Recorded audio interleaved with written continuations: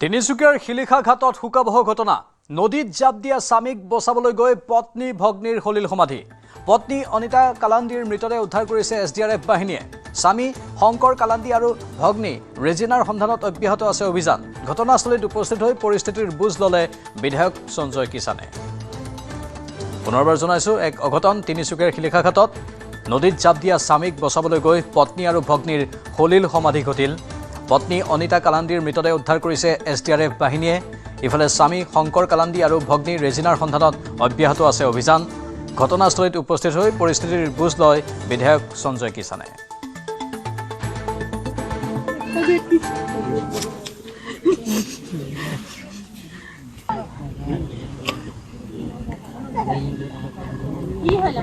যোৱাকালি সন্ধ্যা বেলা শংকৰ কালান্দি বোলা ব্যক্তিজনে এই ওচৰতে আছিল সন্ধ্যা বেলা ইয়াতে থকাৰ কাৰণে তেওঁৰ মানে ঘৈণীয়েক আৰু ল'ৰাটোৰ নিজৰ বাইক তেওঁক নিবলৈ আহিছিল আৰু তেওঁলোকে লৈ যাবলৈ ধৰোঁতে উক্ত শংকৰ কালান্দি যিজন ব্যক্তি তেওঁ দৌৰ মাৰি আহি পেলাই এইটো ওচৰতে এটি দেখিছে এইখিনিতে জাপ মাৰিছিলে আৰু জাপ মৰাৰ লগে লগে তেওঁৰ যিগৰাকী ঘৈণীয়েক অনিতা কালান্দি তেওঁক বচাবৰ কাৰণে জাপ মাৰিছিল কিন্তু তেওঁ বচাব পৰা নাছিল শেষত তাইও ডুবি গৈছিল গোৱালপাৰাত নিৰ্মীয়মান টেংকিত সোমাই তিনিজনৰ মৃত্যু অক্সিজেনৰ অভাৱৰ বাবেই তিনিজনৰ মৃত্যু হোৱাৰ সন্দেহ গোৰাইমাৰীৰ ঘটনাটোত আন এজনৰ অৱস্থা সংকটজনক শৌচালয়ৰ টেংকিৰ নিৰ্মাণ কাৰ্য চলি থাকোঁতেই ঘটে এই অঘটন ঘৰৰ গৰাকী জোচাক ৰাভাসহ আন দুজনৰ মৃত্যু হয় এই ঘটনাত মৃত আন দুজন কৃষ্ণ ৰায় আৰু দিলীপ দাস কৃষ্ণ ৰায় নামৰ লোকজনৰ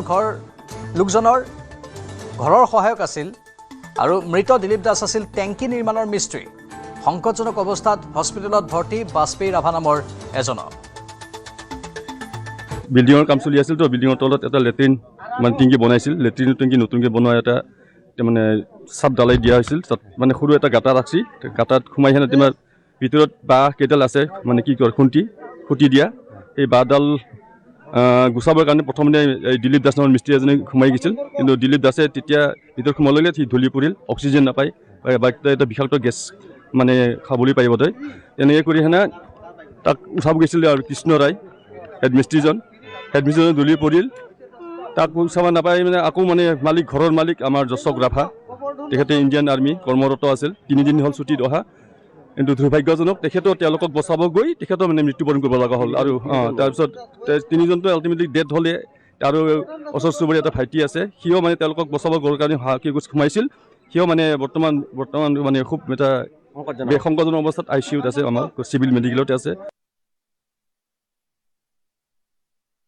মালিকজন আমাৰ সাংঘাতিক আমাৰ গাঁৱৰ এজন গৌৰৱ মানে অনুভৱ কৰা আমাৰ গৌৰৱী মানে এটা ইণ্ডিয়ান আৰ্মি চাকৰি খুব মানে এটা আমাৰ গাঁৱৰ কাৰণে নাম থকা এজন ব্যক্তি আছিলে তেওঁ মানে 3 দিন মানে হ'ল মানে ছুটি লোৱা আৰু ছুটিৰ পৰা আহিছিলে মানে তেওঁ কামটো আৰম্ভ কৰিছিলে মানে নতুন বনাই আছিলে মানে এইটো মানে আৰু তাৰপিছত স্লেবটো খোলাৰ সময়তে ভিতৰত সোমোৱাৰ লগে লগে বিষাক্ত মানে অক্সিজেন নথকাৰ ফলত যাৰ কাৰণে এই ঘটনা হোৱা আমি দেখিছোঁ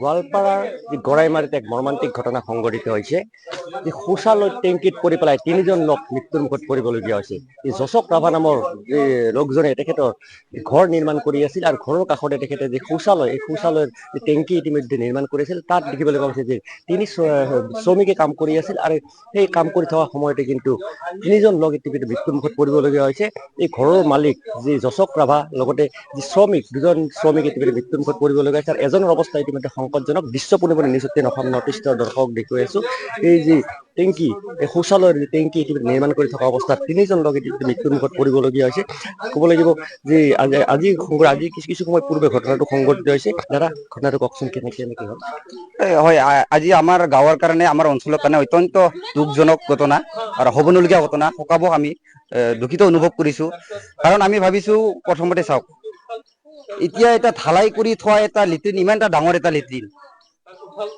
তাতে মানে ভিতৰত অক্সিজেন থাকিব নাথাকিব সেইটো মালিকজনে ভালকে অভিজ্ঞ নহয় কাৰণে নাজানে আমিতো ভাবিছোঁ মিস্ত্ৰীজনে ভালকে জানিব লাগে এই বিষয়ত কাৰণ ডিমৰিয়াৰ তেতেলিয়াত ভয়ংকৰ দুৰ্ঘটনাত 4গৰাকীৰ মৃত্যু দুৰ্ঘটনাত 3গৰাকী পুৰুষ আৰু 1গৰাকী মহিলাৰ মৃত্যু ট্ৰাকৰ পিছফালে বলেৰো বাহনে খুন্দামৰাত এই ভয়ংকৰ দুৰ্ঘটনাটো সংঘটিত হয় ৰাষ্ট্ৰীয় ঘাইপথত ৰখাই থোৱা ট্ৰাকত বলেৰোৰ খুন্দা।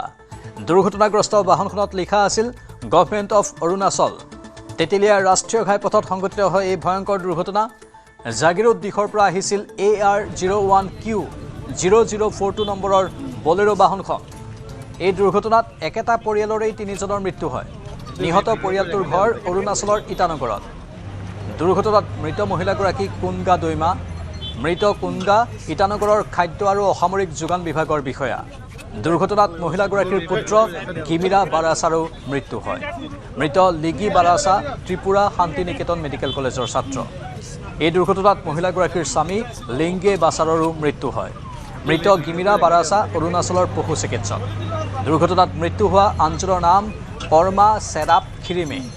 গুৱাহাটী অভিমুখী ৰাষ্ট্ৰীয় ঘাইপথত সংঘটিত হয় এই ভয়ংকৰ দুৰ্ঘটনা। পুৱা 10:45 সংঘটিত হয় এই দুৰ্ঘটনাটো। দুৰ্ঘটনাৰ সময়ত 120 কিলোমিটাৰ বেগত আছিল এই বাহনখন। লিংগে বাছাৰে নিজেই চলাইছিল বাহনখন। টোপনি অহাৰ বাবেই দুৰ্ঘটনা সংঘটিত হোৱাৰ সন্দেহ কৰা হৈছে। ৰখাই থোৱা ট্ৰাক চালকক বিচাৰি আৰক্ষীয়ে অভিযান চলাইছে।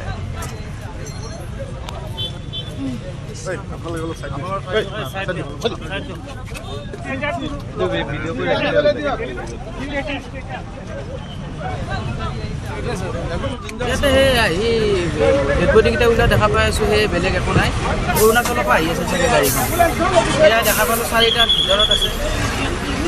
পানী টানি উলিয়াব পৰা নাই। लंच करके जब वापस निकल रहा था on the way to Guwahati पहुंचने वाला ही था। वहाँ से बेटी को खबर मिला है कि ऐसा हुआ है। वो भी बेटी का दो। वहाँ से हम लोग वापस आके यहाँ मेडिकल घुसा है। जो भी हो यहाँ का लोकेलिटी जितना है बहुत अच्छा से केयर किया है। स्पेशली इंस्पेक्टर था क्या ट्रैफिक का, उन लोग ने बहुत अच्छा से केयर ऑफ किया है।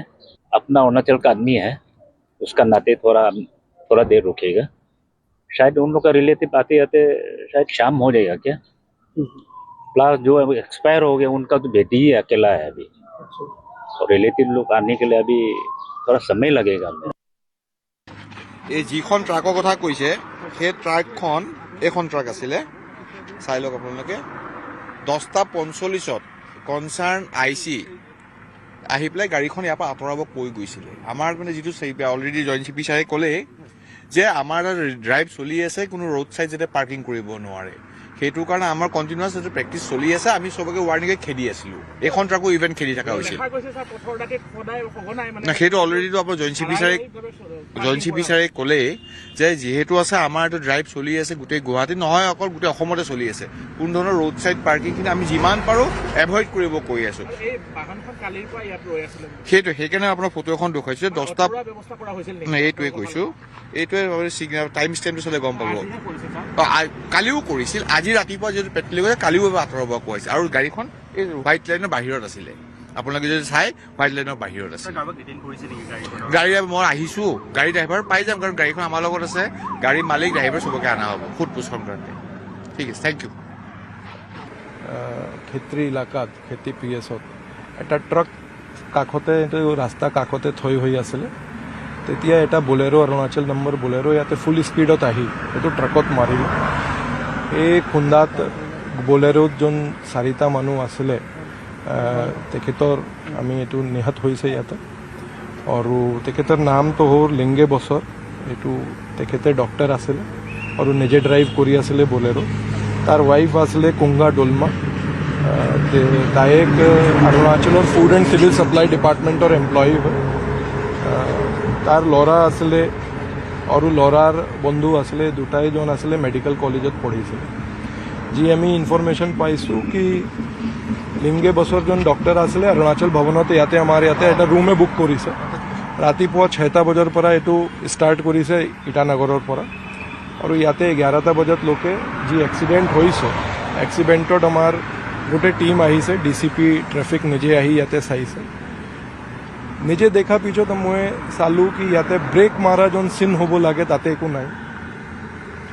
আই উইটনেছ একাউণ্ট যি আছিলে, আই উইটনেছ নিজে ইয়াতে দেখিছে, ইয়াতে ক্ৰছ কৰা সময়তে অপজিট ডাইৰেকশ্যনত আছিলে কি এইজন গাড়ী আছিলে ইট ৱাজ মোৰ দেন 110, এপ্ৰক্সিমেটলি 120 per km/h স্পীডত আছিলে।